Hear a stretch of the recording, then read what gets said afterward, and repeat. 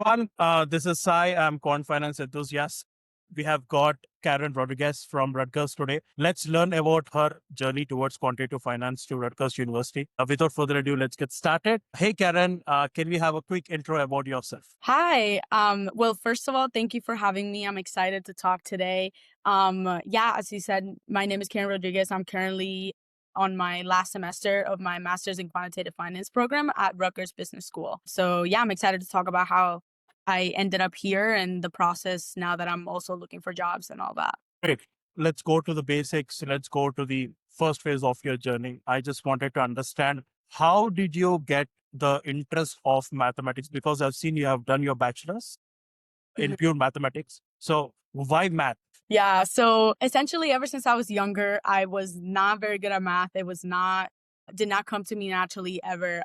But when my parents immigrated from Cuba to the United States, I Okay. was kind of going through, at this point, it's middle school. I'm still really bad at math.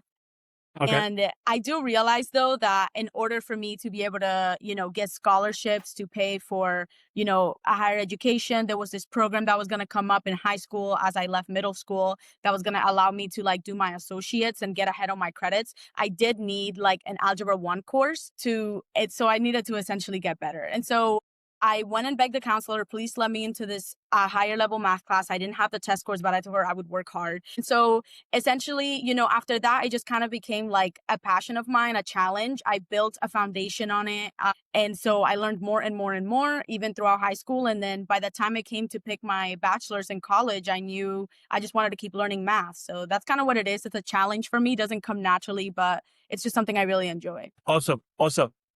So Hmm. you had a fear of math, and then you Yeah. went on to study your math bachelor's. I just wanted to understand what all subjects you have learned under your bachelor's. Yeah, so I took many classes. I started with some of the basic ones that become prerequisites for even a quantitative finance program. So it's linear algebra, differential equations, engineering calculus, which is also known as calculus 3. And then I went on to the more theoretical part of my master's where I took classes first it was vector calculus, but I also did intermediate analysis. I did elementary abstract algebra 1 and 2. Also did introduction to combinatorics, which is more of a probability counting class, which Yeah, I really enjoyed. So those are the classes, some of the classes that's I took. interesting. So you really enjoyed the property and the combinations part. That's Well, that was so my bachelor's was very theoretical. This is pure mathematics. There's two concentrations you can there's three. You could do general, which is kind of the more basic one, and then you can do pure and you can do applied. And so what I should have done was applied, because I do realize that now, especially applying math to the finance industry, I like that kind of math. My absolute most favorite class I took was combinatorics, which is more of an applied class as opposed to more theory class. So it was cool doing the pure mathematics, but I am glad I'm getting this applied sort of experience here now. got it. So post bachelor's, you worked at Franklin Street Mhm. as a brokerage and placement specialist. What does company Franklin Street do, and what was your role? If you could elaborate on that too. Yeah. So essentially that was kind of the first job I ever had that was gave me a full-time experience in a corporate role. It wasn't related to finance and it wasn't related to math. It was just really good professional experience. So essentially that company is a real estate company, and Okay. what they have different branches, but what makes them really unique is that they also take care of insurance. So whenever their clients, it's meant to be like a full circle process where whenever their clients come in and they're looking to buy some property, commercial, not residential, it's commercial real estate, and they're Okay. looking to do that, they're going to have a realtor that takes them through that. And then you need to get that property insured, right? So what we offer is we can offer that insurance. And I was working on that part for property and casualty insurance for commercial real estate. So building out we have property portfolios for our certain clients, and then we would just build out their insurance program that renews yearly for, again, property and casualty insurance. So that's what I did there. And it was a great time. It taught me a lot. It was actually very hard to leave because I really enjoyed that job. I didn't enjoyed it a lot more than I thought I would. And also the people were great. This was again in Florida, Yes. the same place. Okay. Got it. Got it. That's interesting because you studied bachelor's in pure mathematics. You love Yeah. probability and combinations. And Mhm. then you went into the real estate company. where you kind of worked around the insurance of the commercial properties, studying Yep. their data, working on their requirements. And Right. now you're in the quantitative finance. So why quantitative finance? How come this Yeah. sudden transition happened in your life? Why? So, okay. So what happened was I did mention in my bachelor's, I was not very passionate about pure math. So I was trying to just, get it done. I didn't enjoy the theory. I knew I should have done applied, but by this point, I only had like 3 more classes left to complete the degree. So I thought it was too late. I became a little discouraged and I thought, okay, maybe math is not for me anymore and I need to go do something else. So at some point, I even considered going to law school. But then what happened was that I have my boyfriend, he has some finance friends and he's in finance as well. So, he took me out with a happy hour and they tell me like, you really should consider quant finance. At this point, I didn't know what it was, but they were like, it's going to be a waste of your math talents if you go into law school. And I knew, Okay. overall my passion's math. So I went and looked at it. I just knew it was going to be perfect for me. In hindsight, it was a perfect decision. But at the moment, I knew, okay, I found something. I had no clue how I could apply math to the world. So Okay. that's kind of how I landed there. I started the Franklin Street job knowing I wanted to pursue my degree in quant finance, but I knew I had to take a gap year. And I also didn't know if I was going to get accepted into the school. So that during that time I was working, I was going through that process of applying to school, seeing, okay, is this going to work out? Is this not? So was there any trading experience? Was there any stock market experience before? Or you just jumped No. into the quant finance with just Yeah. that one meeting you had? Yeah, absolutely not. And you know what? So like I said, a lot of the schools, I applied to many schools, a lot of the Okay. schools, they require just these linear algebra, differential equations, like all that. I Yeah. did not have any programming experience as well. That was the one thing. I had Sure. taken one programming class, but it was more symbolic programming for computations in math. So then I didn't have any of that background experience, but my credits that I needed to get into these programs were done because my math degree. So I mean, I knew I was headed in the right direction, even if I didn't know finance and programming. I just had a feeling. All right. Understood. Understood. I mean, you got the best part of quantitative finance. You got math sorted. All you have to learn is about the finance and the coding. Well, that's interesting. Tell me what all you told you have applied to a lot of universities. What all universities you have applied and Hmm. what all admits you have received. Yeah, so I applied to, Rutgers. I applied to Georgia Tech. I applied to Florida State University has a program as well. So I applied to that program. And then, those are kind of like, I thought, okay, hopefully I get in. But then I also applied to the NYU program, the Cornell program, the Columbia program. I know Princeton doesn't have like a business school, but they do have like this kind of program. So I applied there. What other schools? Yeah, literally like those bigger ones. And then I did get into Georgia Tech, Rutgers, and the FSU program, the Florida State University program that I talked about. Out of Okay. all those, And did not get into the other ones. okay. So only three universities you have got into. And why Hmm. you chose Rutgers? Okay, before getting into the Rutgers University story, I wanted to have your inputs. Are there any SOP tips you could help? Statement of With purpose? applying. Yes. Yes. I would say just write something that's very true to you. So, I even wrote about like just not being good at math and how this is a challenge. And, if you think about it, someone reading that's going to say, well, this is a math based thing. Like, how are you not, so it could be a little scary, but I think that did help me because it just shows, that I'm willing to put in the work, even if it's not something I understand right off the bat. So yeah, I'd say just write something very true to yourself. Don't overcomplicate it. I'm not a great writer, so it was definitely a task for me. But I think, now with the use of AI too, you could essentially write down the bare bones of what you want to say and then use AI to make it sound better. Yeah. All right. And have you taken any competitive exams like GRE? I think you don't need any English language exam because you have already done bachelor's in years, right? Hmm. Yeah.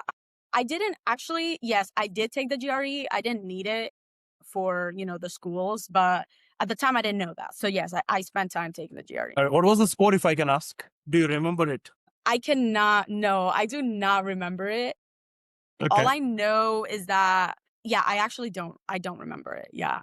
Again, it just Okay. kind of became sort of a useless thing I did that I just spent money on. So do make sure that your schools do not, like, I thought every master's program was going to require it. Turns out like a lot of schools are actually shying away from the GRE. So do make Yeah. sure that you have a list of schools that you want to apply to and do not jump that gun unless you have to, because it's really like, $300 or more just to take it. Preparation too. because it's not Yeah. pretty And then much easy to time, crack. right? Yeah, yeah. Yeah. I agree. I agree. And you have been accepted to Georgia, Florida University, and Rutgers. Yeah. Can you help me? What were the scholarships offered? If you remember, was there any scholarship offered at Georgia or at Rutgers? Yeah, so Rutgers did give me, because I applied so early in the process, they did give me a $10,000 scholarship to go towards my degree. They kind Tuition of divvy fees. that up. Yeah, so they basically will put $5,000 into the fall semester, $5,000 into the spring semester, and that's how the Okay. 10,000 get put together. So yeah, that was Rutgers. I honestly cannot recall if Georgia Tech gave me anything, but I Okay. don't believe they did. Yeah. Okay. All right. So now let's address the elephant in the room.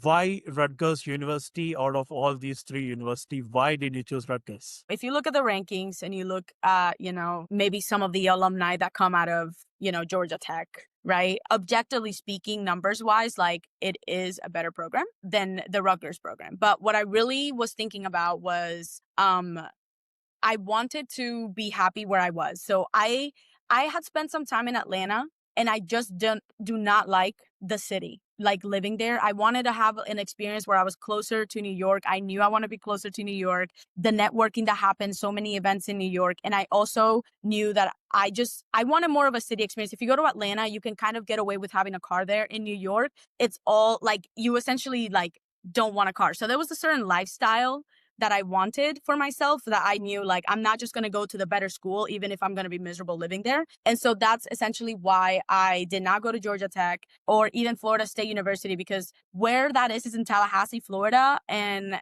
there's just not a lot to do around there. So yeah, there was a certain lifestyle I wanted, and I knew that the Rutgers program was going to give me that, as well as just also being a really good program. I saw some of the courses that they were offering, and I had been talking to an alumni, a current student that graduated from there, and he was just very nice. I really liked the people that seemed to be in the program. So I was like, okay, yeah, like this is going to be my school. And I kind of knew that early on too, even if, with Georgia Tech and everything, I kind of knew, okay, Rutgers is where I want to be. I remember attending one of the seminar where you were there, a part of it, and I guess one of the other students asked how rigorous is the program, and Mm-hmm. you replied, I still remember this. You replied that for the first 2 weeks it was okay, it was going smooth, and then it took off. So I wanted Yeah. to understand what happened, how did it take off, and if you could explain about the Rutgers program, it would be very Yeah. nice. I remember when we first started, there was an alum who's now an alumni. He was the senior back then. That was like, you're now in the honeymoon stage, but just wait. And he was so right. I mean, like I said, the first 2 weeks and then it takes off. Essentially just, you start to get deeper into your subjects. This program, if you want to graduate in 3 semesters, you have 5 classes. That's a lot. That's even more than like my undergrad, right? So you have 5 classes. They're very great professors, but there's a lot thrown at you from different directions. My first semester I had derivatives and fixed income. Well, I don't have any finance experience, let alone fixed income is such a complicated asset class. Like derivatives wasn't as hard, but fixed income was pretty hard to wrap your head around it. As that class is developing, the harder it got for me. There was some kids that really understood it. For me, it was just kind of a learning curve. And then, you have like, at least for us, we had C++, which is a very hard programming language. I'd never done programming before. C++ is even harder than Python, the general consensus. So it's a lot that was happening. And then we have really tough professors that expect a lot out of you. And they're really great too. So yeah, you have classes like econometrics that are more mathematically, that was my favorite class, but that was like, a very heavy, like work heavy class. So that's what happens. You just start to get homework assignments and everything. Midterms come before you even blink. And Okay. so you're Okay. kind of, yeah, it's hard. So tell me, was there any overwhelming moment in the whole journey, in the 1.5 year journey? You're going to complete the masters in 3 semesters, and you're telling Mhm. that there are 5 subjects you have to learn in each semester, which is almost close to 4 months. Was there Yeah. any overwhelming moment where you felt like, "Damn, why did I take this course, man? It's too hard." I never regretted doing the program, but there was definitely, so the first semester was, I think it's not that hard conceptually compared to the second semester where it even gets harder. But first semester is like you're just trying to learn how to juggle it all, right? And then at this level too, like exams are not easy and they shouldn't be, right? A graduate program, if it's easy, you're paying so much money for it to be easy, that's not a good sign. It should be hard. So essentially, yes, there was an overwhelming moment. I remember I hadn't done as well on my midterms for my first semester that I thought, and I'm very like academic oriented. So I like to get A's. I like to have a high GPA. That's just how I am. So I was like, I really need to turn it around in the finals, and the final project's coming out. And it was like pressure was on. And that was very overwhelming for me, simply because I was trying to get used to handling it. But then after that, it was, it was fine. I ended up doing good. So. Great. Tell me this, like, what is the average batch size and from what all countries the students are coming from? What is the geography of the class? So I would say average batch size will differ, but I would say it's around like maybe 40 people, right? Like average, like I think our batch had like around 45 or like closer to, yeah, like around the high 40s. And then this previous batch that just came in had like 50, like in the low 50s. So around there for like what I've seen at least. And then, so most students will come from India. There's a big part of the class that comes from India. And then a lot of also a smaller, but, kind of still there, China, come China. Okay. And Okay. then, yeah, I would say that's the majority of the batch. Okay. Okay. And can you give us, throw a light on the projects which you have done during your course? If you can talk briefly, let's consider that I'm a no-brainer. I don't have any idea about quantitative finance. Now, help me narrate your story on projects, whatever you have done, so that would be more interesting for the aspirant students who wanted to get into quant finance. So it would be more Yeah. easy for them to understand. Okay, so some projects and some of the more basic projects I've done, there was we used C++ to price derivatives using Black-Scholes model and then using Monte Carlo. That's probably a really great project. You can do it on Python if you're not trying to appeal to the very specific jobs within quant finance that have C++, majority is Python. So you could do it on there. That was a very good project. Another one is, using linear regression and time series models. Can you pick an index like the SPY, right? And can you hypothesize what are some variables, like a multivariable regression, that would affect the closing prices of the SPY? And then you would validate that model using Gauss Markov assumptions to say like, okay, are your residuals behaving well? And, are your variables too correlated with each other? Like tests like that to essentially validate a model. And then you can use time series models to forecast. So that would be something pretty useful. Another one is using interest rate models to essentially try to fit the yield curve and just see like, maybe calculate the average at each, like if you use Monte Carlo simulation at each end of a simulation, calculate the average, the expected return there. So something like that.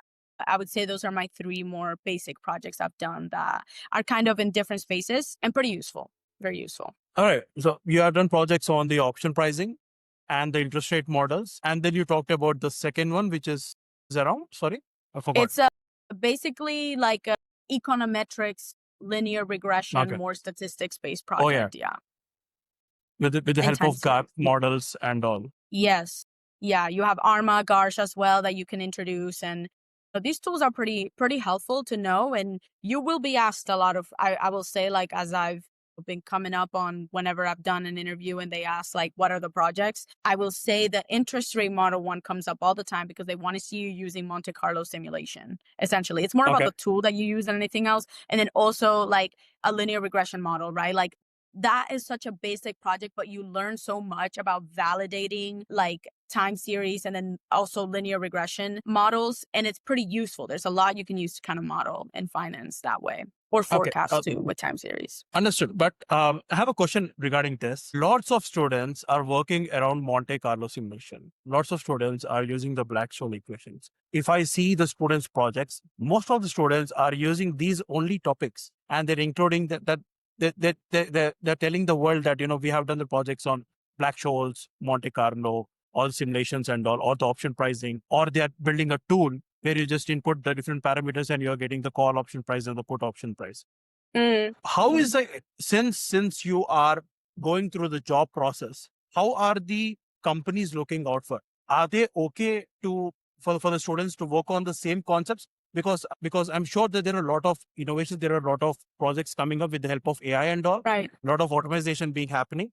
So what is Mhm. the industry expecting from a student who is studying quant Yeah. finance? Honestly, I would say as far as I've kind of seen in my experience, they really just want to see that you've done a project and that you've done it well and that you know how to articulate. A lot of times in the projects I've done and I mean in the interviews I've done, and there are going to be interviews where that will not be the case and they will go deeper. But they will just ask you questions, and if you know how to articulate and say like, why do you use Monte Carlo?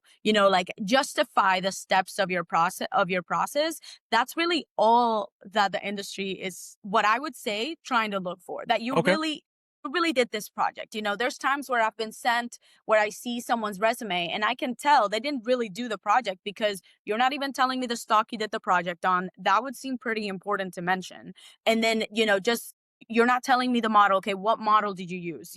These are like really kind of things that someone can look at your resume and just say like, okay, they didn't do anything. So it's not about like whether you're reinventing the wheel or doing some insane project, right? Like Black-Scholes, Monte Carlo, these are standard like foundational things that a student should know. And so if you just show that you know that and that you really understand, okay, what are the assumptions that the Black-Scholes model go through and all of that, I think that's essentially what the industry is looking for. And then also do research on the kind of job that you're interviewing for, right? So again, ChatGPT is a great tool. You can ask it a bunch of questions. You can even ask it to give you mock questions on what you're trying to interview. So understand the industry as well, because they also really like that. From my experience, again. And there are going to be very, very highly technical interviews. I just haven't come across one of those yet.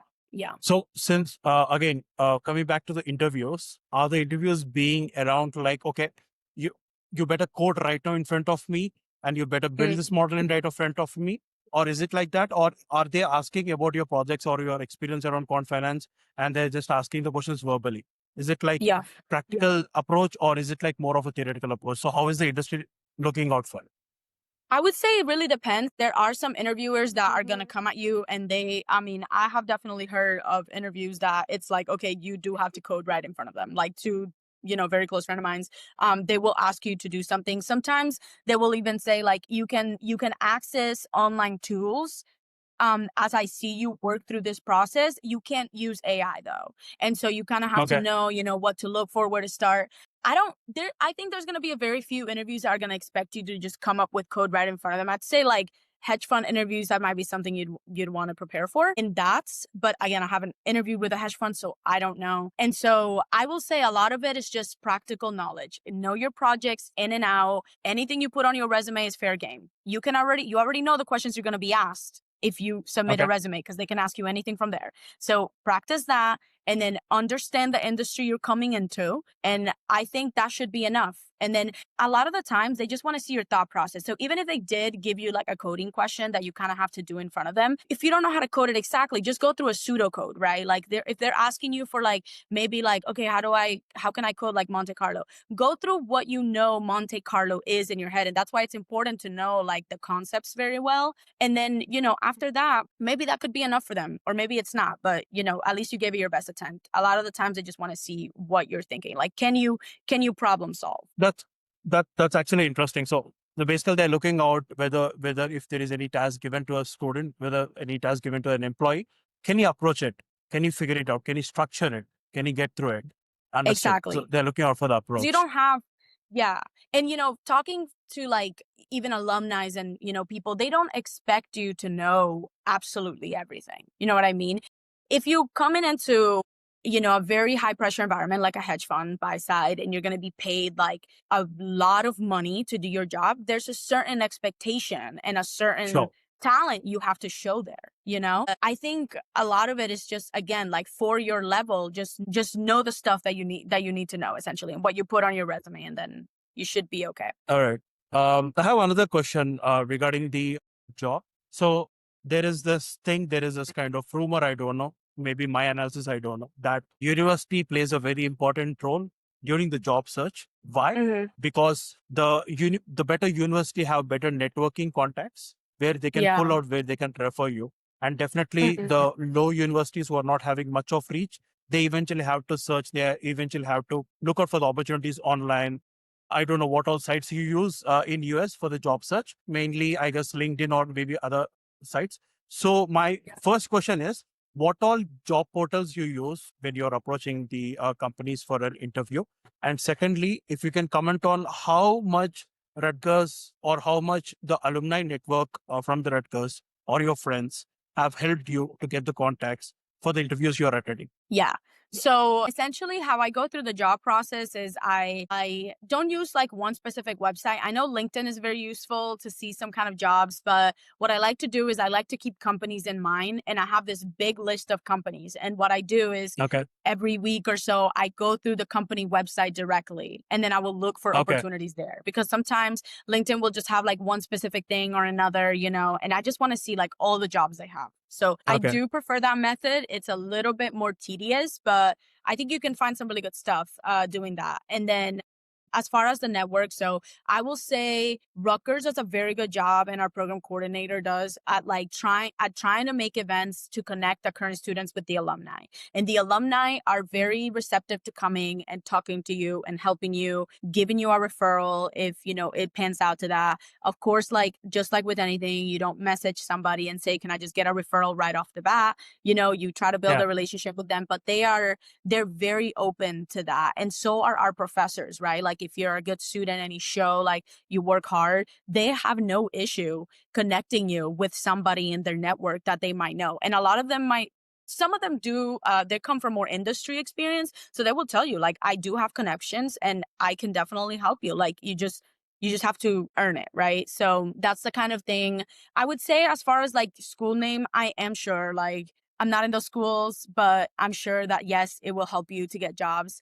I find it does me no good to think about that, because at this point, I like to say it's like all very dependent on the person, right? So if a school can't get me a connection, right, like maybe Cornell Tech has better connections, but I'm not there, so I can't worry. I just have to play the cards I'm given. And so I will say Rutgers is a very good school, and it's all about how you network. And there are so many events that are available for all students that happen in New York, and I'm sure anywhere else, that you can go to, that you don't need to be from just one specific school. So I wouldn't get discouraged by that. Good. Good. Let's get back to your the challenges which you took during the Rutgers University. Let's talk about your role as VP of Communications. So what was it all about? I would like to understand what you had done under this role. Yeah. Yeah. So, yeah, essentially I came into the program because my bachelor's, I was kind of like more secluded by myself, had only a few friends. And I came in like knowing, okay, I really want to get involved, because that's when I'm the most happy, when I'm really involved. So I ran for student government, got the position, VP of Communications, and we have three. We have president, VP of Communications, and then we have VP of Events. I will say the way that it works at our school is nobody is higher than the other. Like the president is not better than us just because he's the president. Like we all work together. That role has been really special because first of all, like whenever we're trying to organize events with alumni, we are the ones that have to reach out to the alumni. So that already gets me like, I guess as far as networking goes, the alumni kind of maybe can recognize, okay, there was a girl named Karen that emailed me. Let me maybe go say hi to her, Yeah. whenever I arrive at the event, if they come or not. So that kind of thing is very useful. But then also just, getting to interact with like all the students in the program. We make events and we also host like midterm study sessions, final study sessions where we all try to help each other. There's some really smart kids in our class, so they'll come and, if one person doesn't understand something, they'll explain it to them. And so that's the kind of environment we try to, create. I know our president also went through creating a poker club, because that's kind of something that some hedge funds have that they do on the Yeah. side. So, and that kind of probability thinking did that. So it's just been a really good way to connect with the students in the program, and then alumni and professors as well. Awesome. So you took this role and it has become an advantage for you to network with all the alumni. So that Yeah. was a great point of contact for you too. Which I didn't know at the time, but the previous Okay. class government was like, this is one perk that you get. And then again, even if you're not, right, like that you don't have to be class government to have this advantage. Everybody goes to Sure. the events. Alumni talk to everybody if you just go up to Sure. them and start a conversation. So definitely not anything that, has gotten, it's like a huge payoff, but it is nice to be able to, sometimes get to know an alumni a little bit better because you message them and they come up to you, like that kind of thing. Yeah. Yeah. I think, networking definitely helps, Yeah, especially during these tough times and all. I agree. I Let's agree. talk about your McGill portfolio challenge, which you are part Mm, of it. What is this challenge about? yeah. Which is it by any university or is it? I think it's from Canada. So what is Mhm. it all about? If you Yeah. can enlighten us. So McGill is a very sort of prestigious university in Canada, and they host this international portfolio challenge. I've always kind of had an interest in portfolio management. That happened in my first semester, so I didn't have much finance experience as much as maybe you would want, so that you can use the quantitative tools that you use to build a portfolio and sell it. Because the whole thing is they give you a case, and there's some, there in our case was non-traditional workers that don't have access to a 401k, and then we essentially have to build a portfolio that will, take care of their Oh, retirement needs once they need to retire, but also has a liquidity component to it, so that in case of a very bad event in the market, like we saw COVID-19, people needed to take funds out of their 401k, but they would be penalized for it. So in this portfolio, they wouldn't be, because there would be some kind of there would be some liquidity in their portfolio where they can take out money without being penalized while their retirement funds still grow and they still have that money. So that was a challenge.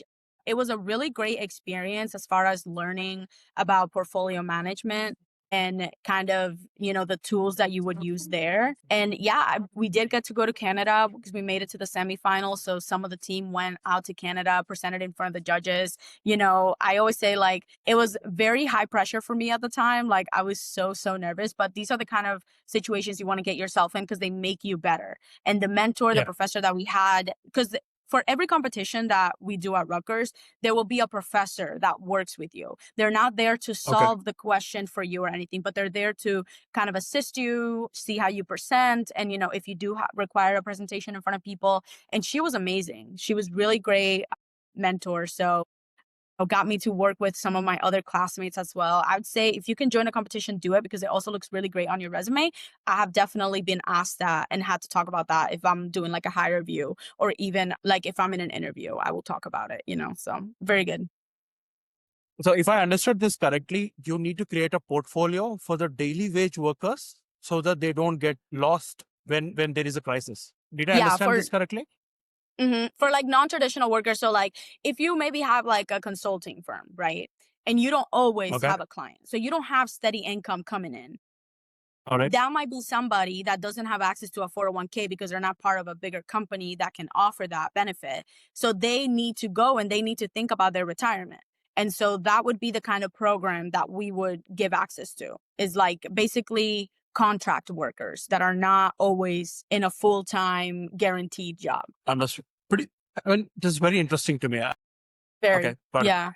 Yeah. And Yeah. you know what? The case changes every year. So now we have a new team going into McGill this year, and they Okay. always change it up. So it's very, very stimulating problems that they pose. Yeah. That's like more towards the reality. Let's talk about your experience at US Department of Energy, the Hmm. internship building Yeah. technologies flow. If you could talk about that, that would be great. Yeah, of course. So essentially how I came on the building the DOE is, so I basically, out of Franklin Street, I signed up for this fellowship, and the fellowship Okay. essentially helps fund my master's degree, right?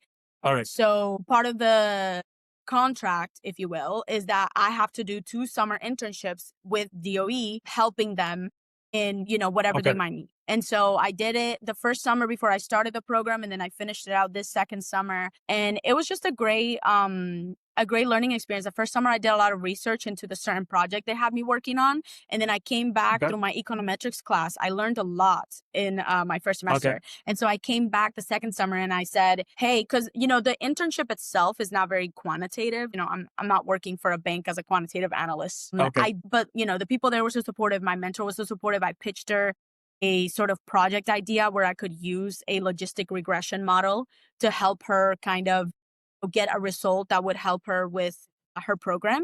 And so yeah, that was the exercise this summer, and it was a great experience because I also had to practice. Like, one thing I would say to prioritize being able to communicate really technical things to non-technical audiences. That is such a Okay. huge thing. Like, I feel like whenever I talk to somebody in finance, their main complaint is the quants will not know how to communicate as well what they're doing. So, I mean, again, I'm not working as a quant, so I don't actually know, but I'm trying to get ahead of that and, try to, these concepts can be very hard. So if you can try to understand it as simply as you explain it as simply as you can to someone that doesn't understand and frankly doesn't have to because it's not their job, that can really get you ahead of the curve. So Okay. that, yeah, So I because practice. of this, sorry, please go ahead. Sorry. I'm saying I say that to say that's what I practiced this summer in my internship. And it was a great experience to be able to kind of work on that skill. And this internship had covered your complete tuition fees? Was it taken care of? Yes. Yeah. So essentially what happens is in the GEM fellowship, if you come from a STEM background, which I did with my pure math degree,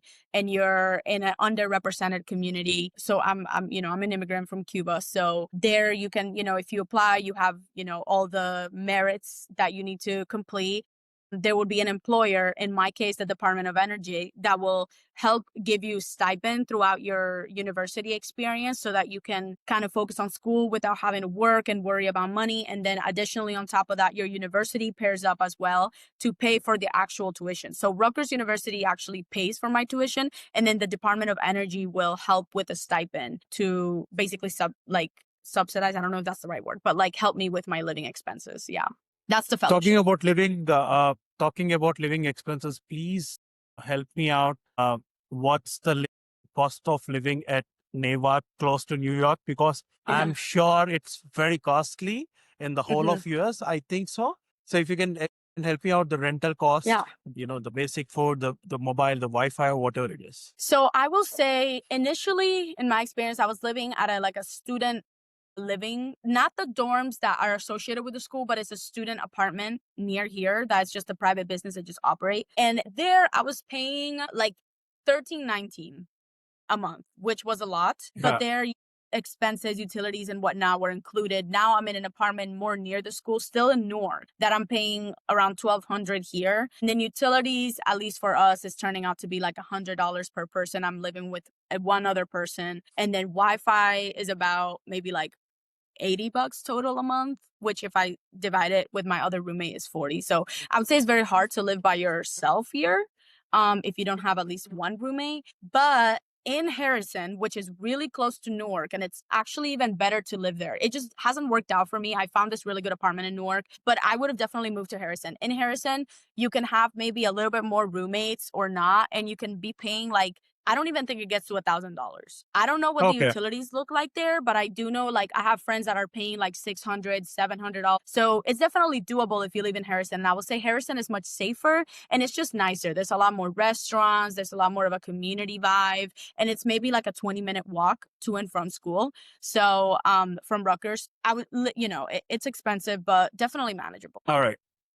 I wanted to understand what would you want to become in our future, because there are a lot of fancy words out there: quant analyst, quant researcher, quant trader, and most of the guys who take up the masters in quantitative finance, they think that it's very easy for them to get into the stock market because they have seen Wolf of Wall Street movie. They're pretty much motivated by that, and then they think that okay, I can become a quant trader, I can make money, but quant trader really needs a lot of skills and a lot of C++ and HFT, lot of stuff. They should be on their toes. So which role would you like to become, and what are the opportunities out there in the industry right now? Yeah. So, I mean, I would say quant trader is one of those jobs I was alluding to. If you get that opportunity, you have to deserve it, right? And not everyone is of the mental speed that you need. I know I'm not to become a trader. So definitely something that is very specific and very hard to get as an entry level. The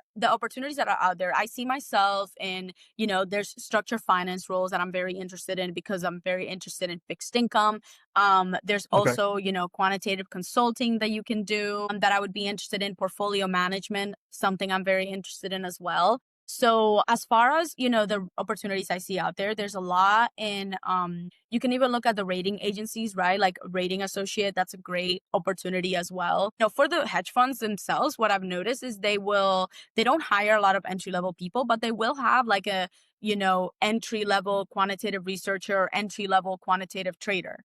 So those Okay. are opportunities that, if you have what it takes, you can definitely make it there. So that's out there for sure. There's all the programs with the bigger banks, the 2026 programs. You have asset management, you have the risk management program. So all those opportunities are out there. There's also a ton of just like credit risk, market risk. There's a lot of quantitative research opportunities just with any other sort of organization that needs that. So there's a lot out there. I know they say, that I'm sure it's really hard to get a job itself, but there's definitely a lot of opportunities when you're just like applying and looking, especially entry level, which is what I look for because obviously you should target the experience that you have. Okay. And what is the most seen role out there? I mean, was it like credit risk analyst is the most offered job out there?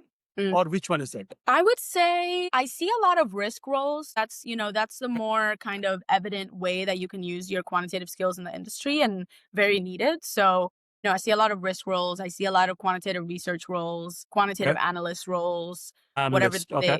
what they entail. But yeah, different from company to company. So do read the job description because companies will label a job a certain thing and then it's maybe not what you're thinking. So yeah. Got it. So have you got any tips for incoming students who are aspiring to do masters in quantitative finance, especially for Rutgers University? Any tips from your side because you had gone through 1.5 year rigorous journey. So any hacks, any tips? It would be pretty Yeah. much helpful for students. Focus on understanding really well concepts. Sometimes it doesn't just take, 30 minutes to finish your homework. Maybe you can do the homework, pair it up with a good study session where you're trying to understand the concepts that you learn in class, because that's going to be very useful when you are actually interviewing. So take the time to do that. Don't be afraid to, put in the work, put in the time. There's times where you're not going to have weekends, you know what I mean?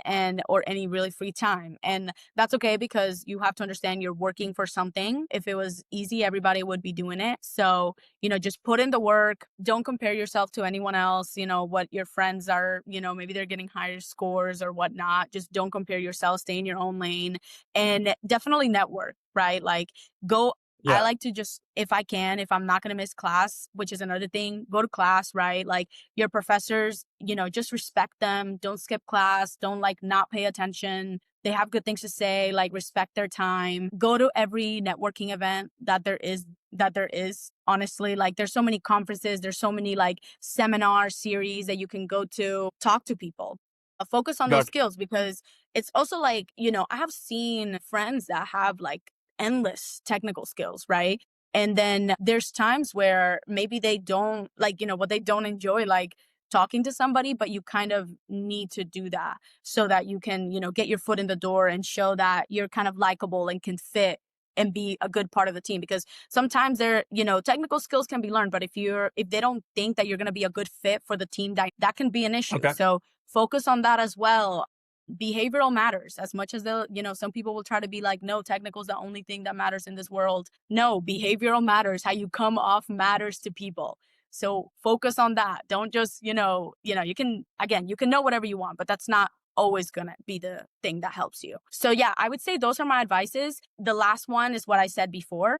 Try to learn how can you communicate technical skills to a non-technical audience.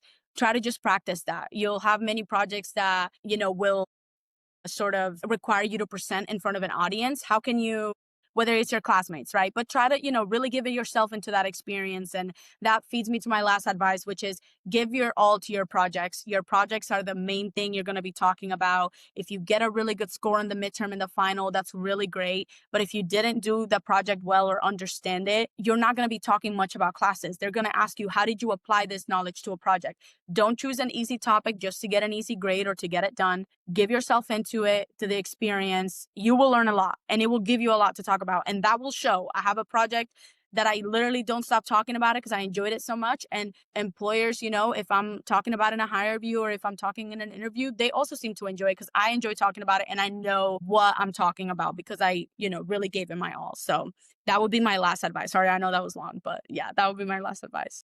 No, I think you have pretty much summarized what all needed to be heard by the young aspirants out there. It's pretty good. Hmm. Out of 100%, since you're pointing it out, the networking skills, the communication skills, out of Hmm. 100%, how much percentage of weightage you'd be giving for the academics and how much for the networking? Honestly, there is a way that you can really give it 100 for both. To be honest. So Okay. there, you're a student first. You got to take care of that. Got to do well and understand the concepts and all that. But you can really go out there and really give your all in a networking session without jeopardizing any of your academics. My friends, we make it a huge priority to do that. And if one of us is more social than the other, then maybe that person will introduce. Sometimes we get shy and we have one friend Okay. that's willing to introduce us all, and we go like that, and then we start talking to somebody. So you can really give it your all, pick really good friends that just help each other out. This isn't like some kind of don't be sneaky and competition. Like at the end of the day, it is a competition, but if you can find some really good friends that can help you, I have a friend All right. that's willing to do mock interviews with me. You know what I mean? Just Okay. we do it with each other, and we help each other stimulate our brains for an interview preparation. So those are the kind of friends you need. And those are the people that will make your experience a lot better. So yeah, you can give it your all to both of them, really. Do you think a person who has got no background in math, finance, or coding, let's say he had done some other engineering, some other course, and then he got Mhm. passionate about the stock markets and he wanted to study about the quantitative finance, can he crack it? Can he do it? Or do you think that that's not possible because you have to have some basics? What do you think on it? I would say I think anybody can do it. I'm not gonna doubt anyone, but I will say there are skills that you can come up with that will be a lot more helpful. So if you don't have any experience in those three that you mentioned, but if you've done anything kind of STEM or mathematics related, even if it's like engineering, right? Like that's very you could have done chemical engineering or anything like that, but those are Sure. some analytical skills you needed to develop. So I would say that's very helpful. I might say that people that just come in with a finance background and not really a quantitative edge maybe will Okay. struggle a little more, right? Not Okay. impossible because there's so many kids in our program that do it and they excel, but maybe there you would struggle a little more. Got it. Got it. I have last two questions. So Hmm. we'll wrap it up. The first one is like in your quantitative finance journey, if you could go back and if you could do something different so that your position right now is much better, Hmm. or maybe a job ready position, what different would you do? And secondly, any closing comments? You can close it off. Yeah. So I will say what I would do differently. And like I said, I don't have a programming background. So what I would have done differently my first semester that I kind of uncovered my second semester was that I would start to really try to understand what those programs are telling you, right? So a lot of the times Okay. it's very hard. There's so many different ways that you can come up with the code, right? So really what I literally started doing, kid you not, is I would just take a screenshot of the code and I will tell ChatGPT, break this line by line, concept by concept, do not skip a single step. And I would just sit All there right. for hours and like literally break apart the program. That will help you a lot. If I would have seen that or taken the initiative to do that my first semester, I would be in a much better position now because I see how well that does. Sometimes if you don't understand programming and you're just kind of looking at a program, it's not really going to hit you unless you really try to dig deep. Yeah. And what I will say too is, at least the programming professor at Rutgers, like I said, I don't have any programming experience. He is so supportive and so helpful. He's a great professor. And like a lot of the professors at Rutgers, even if you don't know something, they're not just going to write you off. Like they will give you the time of day and help you understand. So yeah, with that, I will just say, believe in yourself, work hard. Don't be afraid of the hard work. Do not ignore the behavioral aspect, but do not think that you can get away with not knowing your technicals and not understanding the concepts because there are people like that. Don't do that, right? Give it your all, give it the best you have, and it will pay off. Even in, I have to believe that even if in this market, there is a place for everybody and it will work out for you. So yeah, just be optimistic and just All right. That's a great podcast. Thank you so much, Karen. Lots of insights. I really love the projects you worked upon and the McGill Portfolio Challenge you explained. That was pretty cool. A lot of things learned, and I'm sure a lot of things learned for the audience too. I hope let's connect back again when you get of your course. job. I Yes. hope you get your job very soon, and we could talk about the real industry. How is work inside the industry, so we can cover those topics too once you get the job. So I wish you all the Yes. best for your future endeavors. Thank you so much for accepting the podcast. Much appreciated. Of Uh, course. Yeah. Thank you for, trying to capture the student perspective. I know it's not easy. No one has really thought about it, right? But it is very much there and it's real. So thank you for doing the work to, reach out to me and everyone else that you're reaching out to and trying to shed some light. Great. Thank you so Yeah. much for accepting right away. It was Of great course. talking with you. Of All right. course. Thank you.